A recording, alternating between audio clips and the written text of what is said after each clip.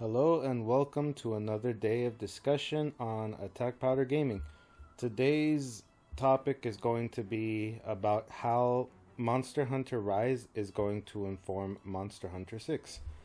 Now, I'm going to preface this discussion by saying that it's more than likely that production for Monster Hunter 6 started as soon as Iceborne was over. So, whatever template they're following for that game might already have been set even before Rise released, but I can't say that with any measure of certainty, and it's kind of hard to believe that maybe the devs wouldn't take some information from how Monster Hunter Rise developed to kind of inform how they're going to end up developing Monster Hunter 6 or Monster Hunter World 2, whatever it is they're going to call it. We really have no idea what the naming scheme is going to be like, but from my standpoint, I do hope that they call it Monster Hunter World 2.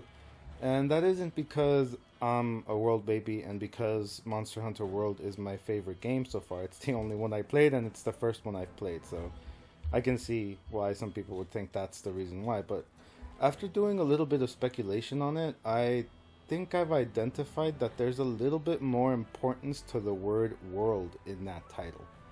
I think that the reason they decided to call it Monster Hunter World was because the guild was leaving out into another continent, or not leaving, but it had sent a detachment of its personnel out to another continent entirely, which basically means that they're expanding their sphere of influence into other parts of the world, and in that way, it makes sense that they would have named the game Monster Hunter World. That being said, if they keep the name World in their title, maybe it'll mean that they'll continue this trend, and that would be something I would enjoy seeing. I'm probably going to make a video in the future about what exactly I would like out of Monster Hunter 6, and I'll expand further on the whole world bit in that video, but trust me, I have a lot to say, and keeping the word world in the title isn't just about being, well, a world baby. It's actually hoping that it means something for the entire franchise in the future. So the first topic of discussion is the wire bug. The most in-your-face addition, at least a game-changing addition that wasn't present in World. It was present, I guess, in some way because it is similar to the clutch claw, but it's different enough that it's worth mentioning in a video like this one.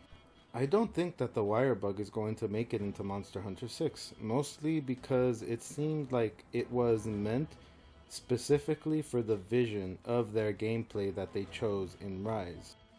I do believe it's possible, however, that we'll end up seeing something that is similar to the wire bug, or maybe at least a marriage between the clutch claw and the wire bug in some form. But before I get into that, I'm going to preface how I view the wire bug before I completely get into what I think it's going to do. When I first heard that the wire bug was going to be present in Rise, and by the way, I have not played Rise myself. I've asked a lot of questions to my friends who have played Rise, the ones that I spent a lot of time playing with in World. So I guess you could say that our play styles were at least similar enough that I was able to get enough information out of them. But to me, from my outside perspective, the wire bug looks like a possible replacement for evade window.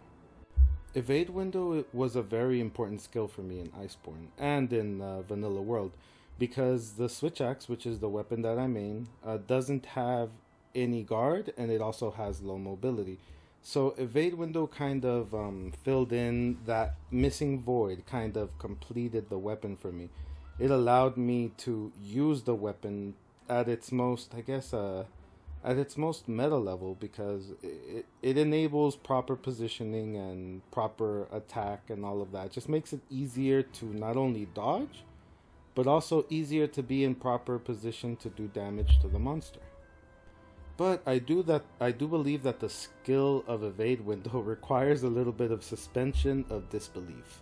And I'm not going to say that I need my game to be perfectly realistic in every way in order for me to enjoy it, because I don't. I've enjoyed Iceborne enough at this point using that skill that I think I'm okay with it. But I do like the fact that the wire bug actually creates mobility for weapons in a different way. So evade window literally lets me phase through attacks as if I was a ghost. I can roll through tail whips, I can roll through ice beams, fire beams, dragon beams, all kinds of things.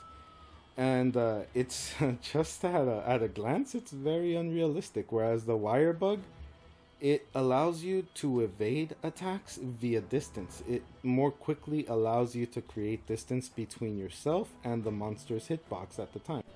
But the problem with the wire bug is that you are limited in uses, from what I understand. And I think that in order for me to accept the wire bug as the correct or perfect replacement for evade window, especially where the switch axe is concerned, is that it should reward you for using it with some level of finesse. For example, I would like it if they made its uses a little bit, I guess, more accessible, but they punish you for using it incorrectly. Like, if you were to get hit while using the wire bug, maybe you can't use the wire bug as often as you would like. Whereas if you are using it exactly correctly, or with a practiced measure of finesse, the kind of finesse that only happens when you've put in the practice and the time, then I think I would very much so enjoy the wire bug over evade window in that regard, because it's cleaner to look at, it's nicer to look at, and I think as long as it's letting me do at least the same level of damage, or at least a similar level of damage as evade window does, then I'd be entirely okay with it. And the verticality that the wire bug introduced actually extends beyond gameplay. It also gives the devs the ability to maybe add little, I guess, environmental storytelling devices to discover. They can hide any little thing really high up on a mountain in places that you wouldn't discover unless you have a nose for investigation. And I think exploration is one of those things that really made world fun for me. Discovering that Kushala husk all the way up top at the Hoarfrost Reach, and a number of other things, hidden caves in the Coral Highlands and things like that, were very enjoyable. And I think that the wire bug, the verticality of it, increases the ability of being able to do that for the devs. Regardless of anything, if they do add the wire bug to world, I definitely see them making it a lot more structured, because I think that for sure the devs of the mainline entries, they're going to want to keep that structured action style of game that they have. So if the wire bug does make it into Monster Hunter 6 in any way, I'm sure there are going to be more stringent rules on it, and hopefully they do come up with a way to make it pay off for being good at it, you know. That's ultimately what makes a tool very fun, or a tool worth engaging in their games. The next thing to discuss are the switch skills, which were in some ways connected to the wire bug, and I can see these things making a comeback in Monster Hunter 6 as well. It looks like it adds a different flavor to the gameplay. You can come up with different little ways of playing the game, and what I like about it is that it can probably create variation. Maybe certain monsters, it's better if you use one switch skill, and other monsters are better off if you use another switch skill. And things like that, they really create good little opportunities to enjoy the game in a different way.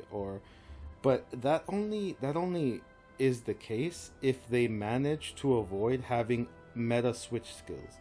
Because if they have one switch skill that is undeniably better than the other ones, then there really is no variation in the first place and no point to adding them. So this is something that they would have to be really meticulous about, and I trust the dev team for the mainline entry to do so. Although it's also true that when they add new things for the first time, there are always issues, and it takes, I think, a few tries to get it right, you know. But still, it would be interesting to see the switch skills added. Given that the switch skills give players access to different types of attacks and combos, I think the next proper topic of discussion to visit would be the new skills that popped up in Rise that I specifically didn't see in World. There were things like diversion, which was actually present in Iceborne, but it was weird then, and it was weird now. In Rise, from what I've read, it operates the same way. It's just kind of one of those skills that you don't really know the circumstances of it because they don't describe it in there, and I guess you have to go in and just do extensive testing, which is kind of, well, I don't know, but diversion is one of those skills that if they made it exactly like what players think it is the moment that they read up on it, it could actually break the game because imagine if you have a skill like diversion where you force the monster to only pay attention to you. It breaks the team based play. Basically your partners, they just never have to worry about being attacked, and they can just focus on the back legs of the monster and never worry about anything. And something like that is, well, just something to think about. But there are other skills. Well, there's also load shells, which increases how quickly you load your shells. Something interesting for gun lance and charge blade, but I'm not entirely familiar enough with those weapons to say how it could change things, but, well, it would be interesting to see what happens. Now, the one that sticks out to me, like Sore Thumb, although it does have some exciting prospects, is Rapid Morph. So, Rapid Morph makes those weapons that switch between different modes, it makes them quicker when they're switching. For example, the switch axe goes from axe mode into sword mode a lot quicker, and the charge blade goes from sword and shield mode into axe mode quicker as well. And not only does it make that transformation quicker, but it also improves your damage. I saw some really funky switch axe gameplay using this skill that kind of really bothered me, honestly. I saw some players basically they were getting their DPS from switching between axe mode and sword mode repeatedly, and, well, that's not exactly how I would like to play my switch axe. And yeah, I know that I can just go ahead and avoid it, but I like to do damage. It's one of the things that makes the game fun for me. Now, I'm not going to say that I'm a meta hound. I'm not always doing the maximum possible DPS. Sometimes I'm just kind of playing laid back and it doesn't come out, But I do like to have access to the highest level of damage when I want to go and get it. And ignoring something like a Rapid Morph meta in Monster Hunter 6 would be a little... It would be a downer for me, for sure. But I'm also not going to deny that there is something very interesting about this skill. So, like I said before, this skill makes morphing between modes quicker. And one of the things that the Monster Hunter devs use to make their games structured, what they use to make their games structured action games, is actually the amount of time it takes you to execute your combos in relation to monster patterns or in relation to monster attacks. And a skill like Rapid Morph, at least from Iceborne to Rise, represents to me a willingness to actually make your movements as a hunter quicker, and that is very interesting.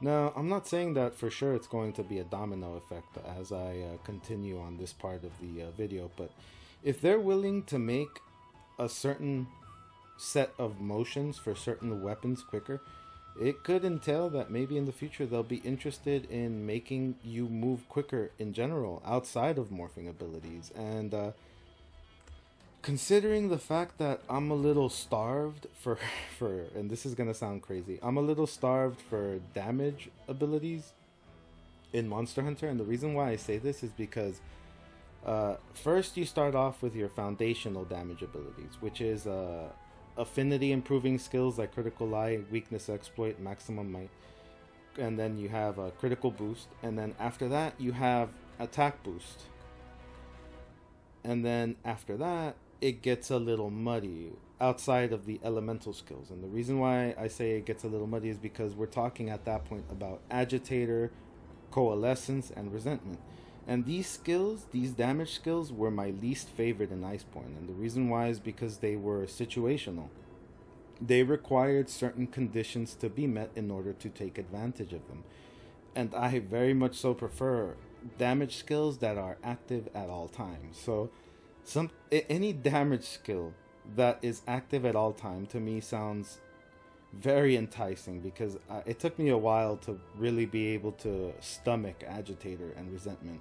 I use them in all of my sets, or in most of my sets when I'm playing Iceborne, but I really don't like the idea of them. And something like this skill that makes your attack or combos happen quicker sounds pretty interesting, because it would be active at all times, I guess. Or, well, I actually think that I don't want it exactly in this way.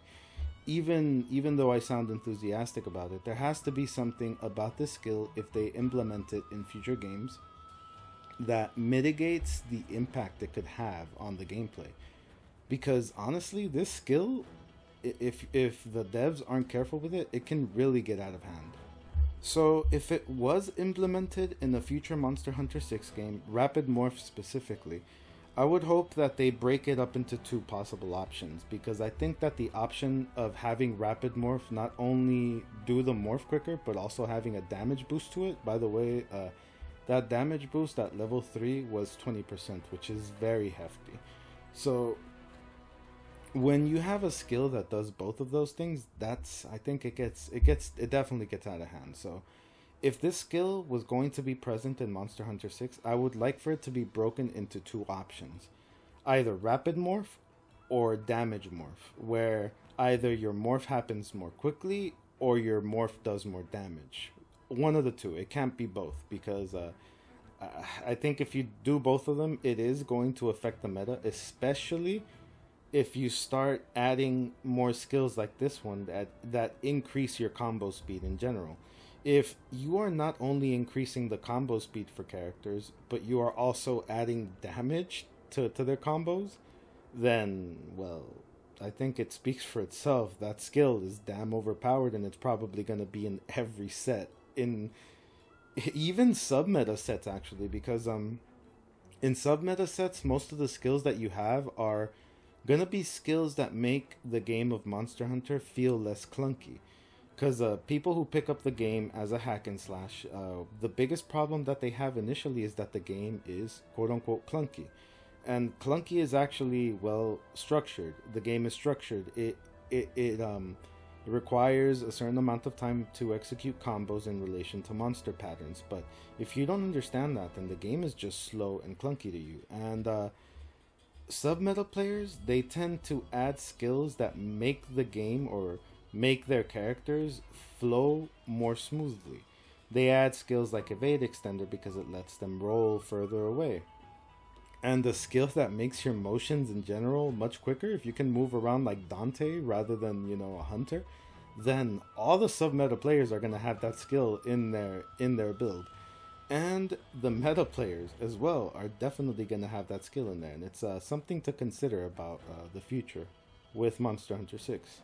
And maybe even Sunbreak. I mean, I think a lot of people in Sunbreak are probably talking about what they're going to add. And most people are thinking switch skills. But it's possible that they'll add skills as well. Just armor skills, And something like this could definitely pop up in Sunbreak.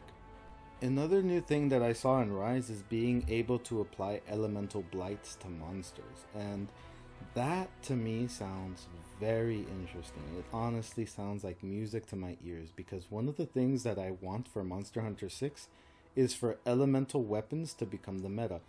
And the reason why is because it will open up the possibilities of different weapons that are viable for certain engagements. Now, I can't say that I can't say that making elemental weapons the meta is just a fix, because at the end of the day, you're going to have meta elemental weapons as well.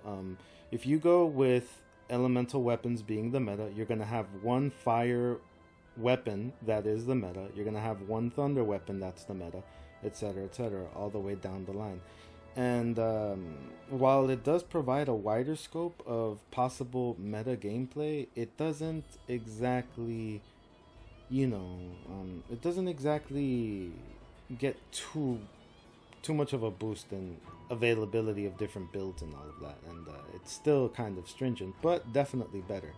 But the blights that they added is actually something that's pretty interesting, and I think that can be a tool that can help to make elemental weapons meta above raw weapons, depending on how these blights are applied. And I'm hoping that they decide to take something like that and do something with it in Monster Hunter 6. Now, the next thing to discuss are the Palamutes. So, a lot of people fell in love with the Palamutes in Rise, and some people really don't like them. Some people say that if you're not using a Palamute, you're basically too slow. Other people say that you can just fast travel to the nearest camps and go to where you need to go. Suffice to say that the perspectives here are quite polarizing, but they actually introduced something similar in Iceborne. You were able to ride Jagras or Kestodon or other forms of endemic life in every map. You would set your scout flies to a certain location, and the whatever endemic life you were riding at the time would start heading in that direction. And while it was going in that direction, you could sharpen, or you could do whatever little thing you needed to do. Take some potions, a demon drug, or armor skin, or whatever it is. A potion maybe, or anything. But it was automatic. You couldn't specifically control it yourself like you can in Rise. And that's the difference, basically. And I guess from my standpoint, I actually did not use this... I didn't use this feature so much in Iceborne. I tried it out at first and it was okay.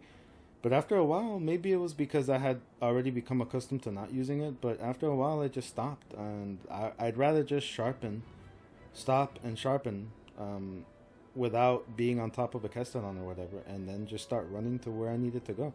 So if they were to implement Palamutes in Monster Hunter 6, it's possible I'd try to avoid well, then again, in Iceborne, I actually don't use Palicles or Palamutes for specific reasons.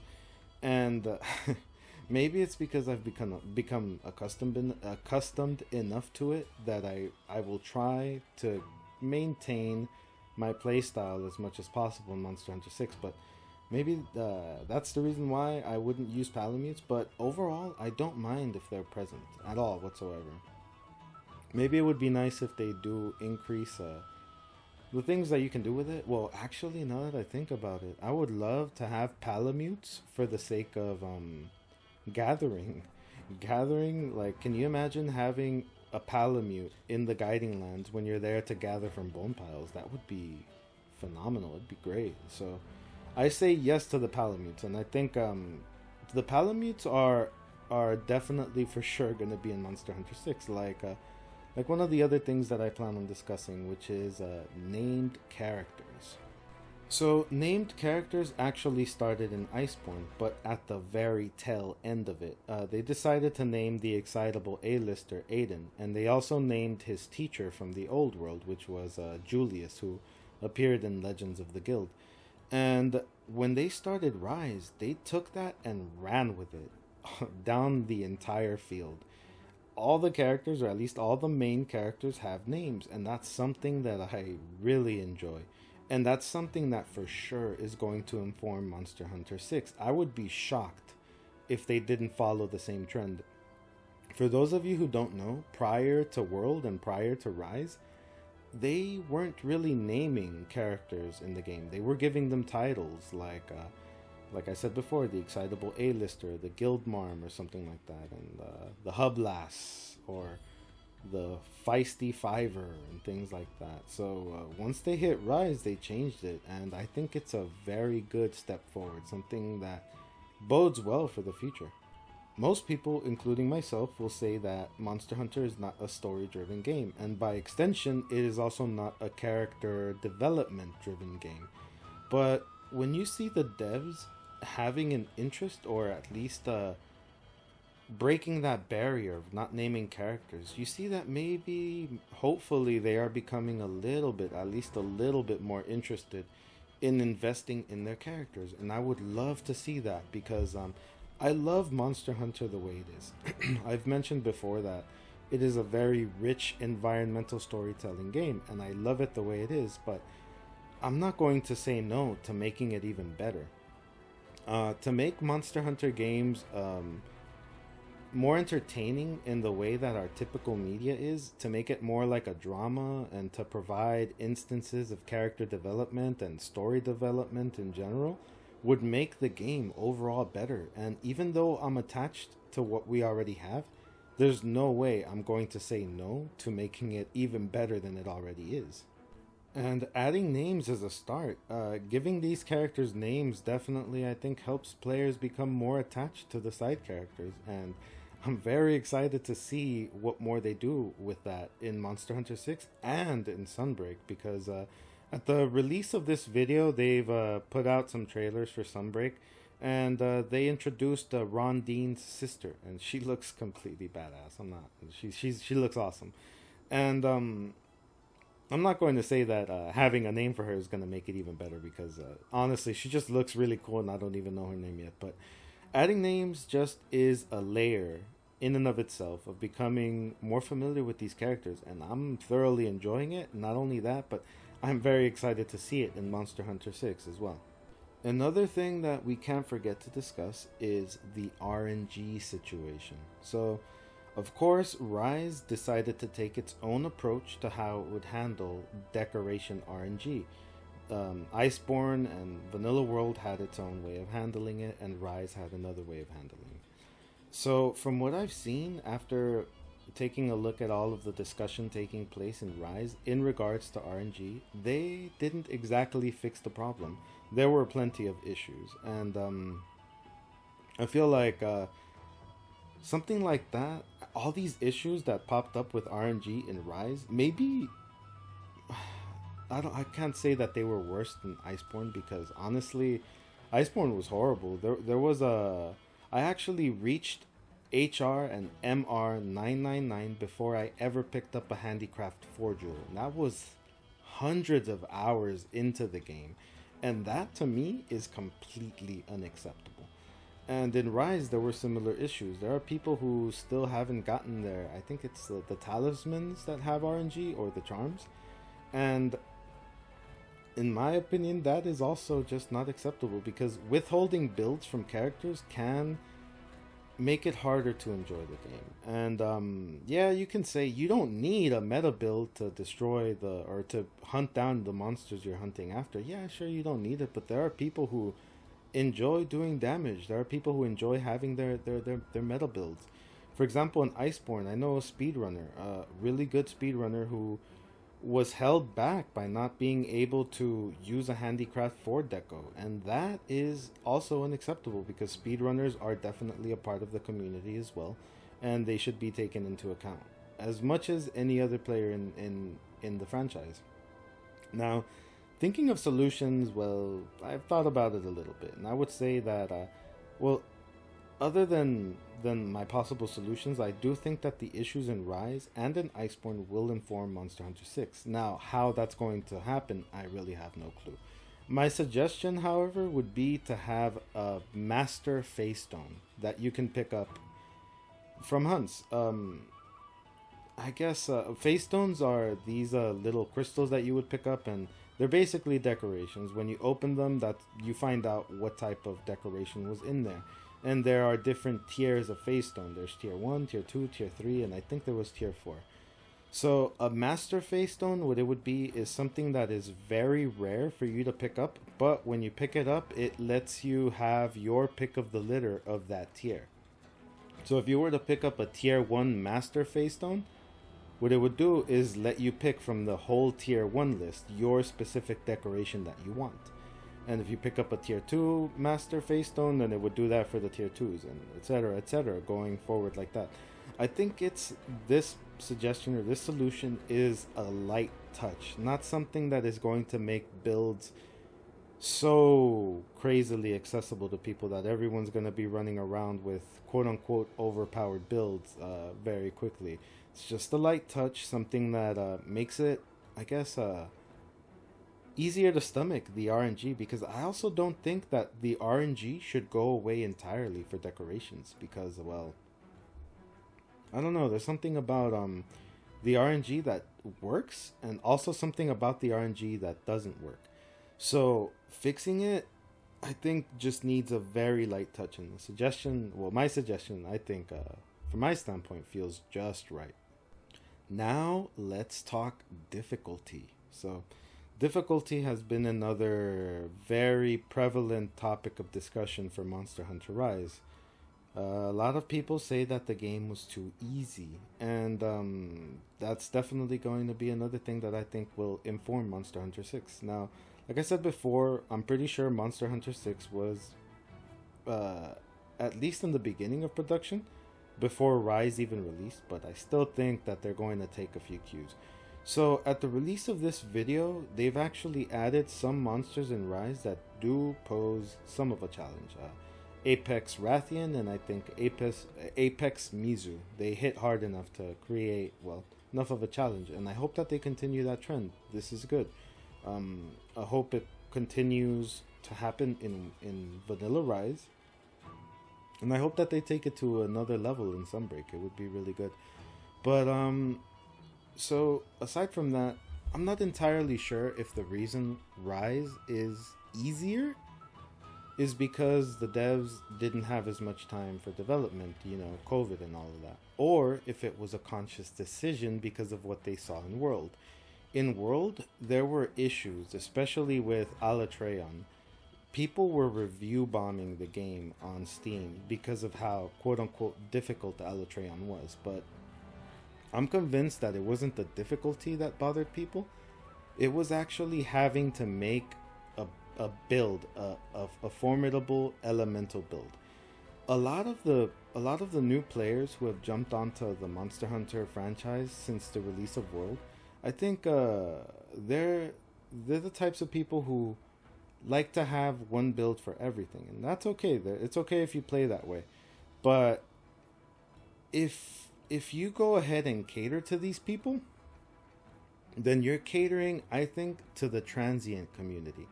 The community that's going to play the game, get to the end game, kill the last monster once or twice or three times or whatever, and then move on to the next game.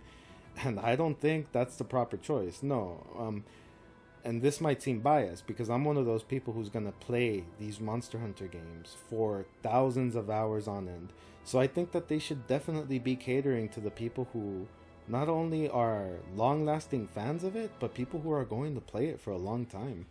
And Rise, the fact that it's had these difficulties in terms of how hard the game was, I think it's definitely going to inform Monster Hunter 6 in a good way. So Monster Hunter World, I would say the village quests were not painstakingly easy and they weren't painstakingly difficult. I think they were just a perfectly good balance, a nice balance. I had trouble with it, but that might be because, well, it was my first time jumping into a Monster Hunter game, and I think it was just done perfectly right.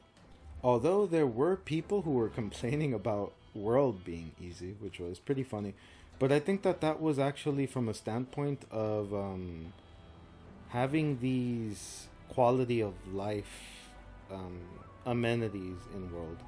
It was a lot easier to cultivate items in World, apparently, than it was in the older games.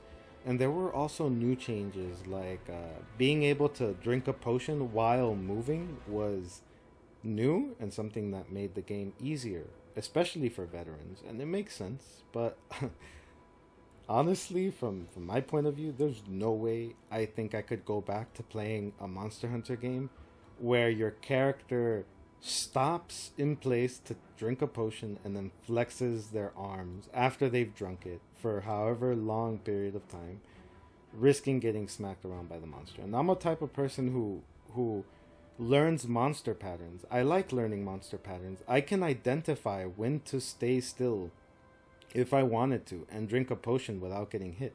But I don't want to spend my ability to do that on taking potions. I want to spend my ability to recognize monster patterns to do damage. And well, that's one of the reasons why I wouldn't go back to the thing, to that sort of thing. But going to Monster Hunter 6, I think that definitely well, if you think about it, what can the Monster Hunter dev team do when they had so many people in the Iceborne complaining that the game was too difficult, and then so many people in Rise complaining that the game was too easy? Like, what can they possibly do at that point? I'm hoping that they just stick to whatever their guns are. I think I've seen polls and other some of the people I've spoken to around. They prefer for the game to be like World, and I think that would be a good choice, at least in terms of difficulty. And with that, I'm going to start winding down towards the end of this video. Future content is going to be an actual podcast with people who have different perspectives on the game. The next person who will be on the show has experience in a much larger dose of the Monster Hunter franchise. They've played a lot more games than I have, and having different perspectives on the podcast is going to be one of my I guess biggest goals. After that person, I plan on having a speedrunner. Hopefully there's availability and there will be some interesting things to talk about. And for those of you who are watching, I hope that it's something that will entertain you. I myself like listening to podcasts while playing games, or just in the background, maybe during a commute to work and things like that. And that's pretty much the content I intend to make in the future. So I hope you've enjoyed this video. Stay fun, stay healthy, and I'll see you on the next one.